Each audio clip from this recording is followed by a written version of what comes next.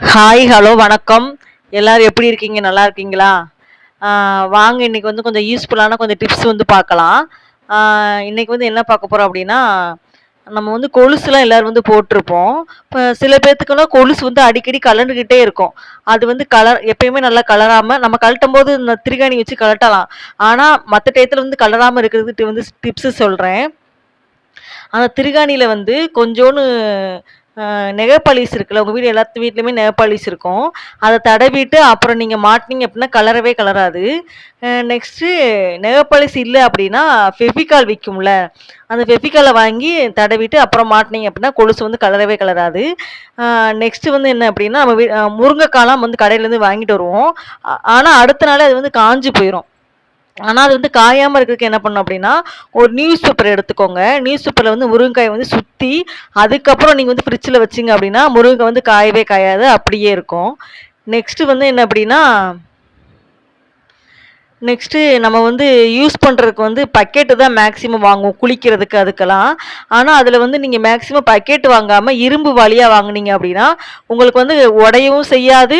நம்ம பழசாகி கீழவும் போட மாட்டோம். கடையில போட்டாலும் நமக்கு வந்து காசு கிடைக்கும். நெக்ஸ்ட்டு வந்து என்ன அப்டின்னா, நம்ம வந்து எங்கேயாவது ஊருக்கு போறோம் அப்டின்னா, நம்ம வந்து வீட்லருந்து தோசை அது மாரி எடுத்துட்டு போவோம் பார்த்துக்கோங்க. ஆனா, சீக்கிரமே காஞ்சு போயிரும்.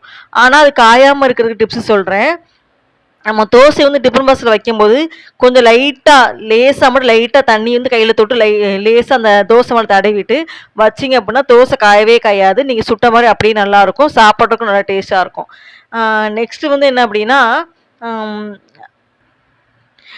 நம்ம வீட்ல வந்து எல்லாருமே சாம்பிராணி போடுவோம். அப்ப அந்த சாம்பிராணியோட கொஞ்சோண்டு வேப்பிலைய வந்து காய வச்சு பொடியாக்கி வச்சுக்கோங்க.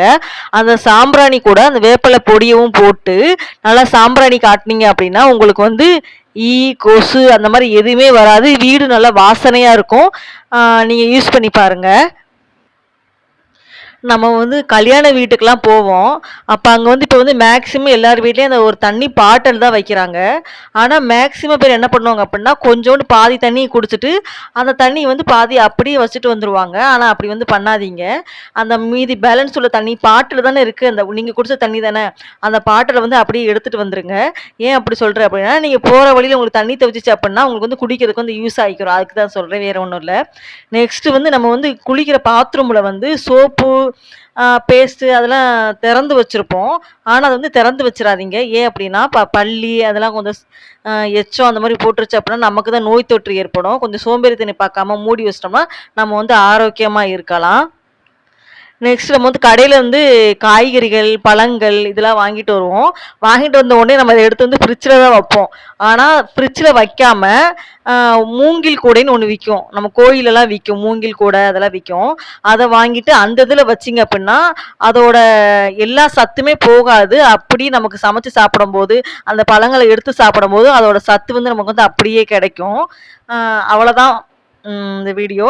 உங்களுக்கு வந்து பிடிச்சிருந்தா லைக் பண்ணுங்க. உங்களுக்கு ரொம்ப யூஸ்ஃபுல்லா இருக்கும்னு நெனைக்கிறேன். உங்களுக்கு வந்து பிடிச்சிருந்தா லைக் பண்ணுங்க, ஷேர் பண்ணுங்க, சப்ஸ்கிரைப் பண்ணுங்க. பாய்.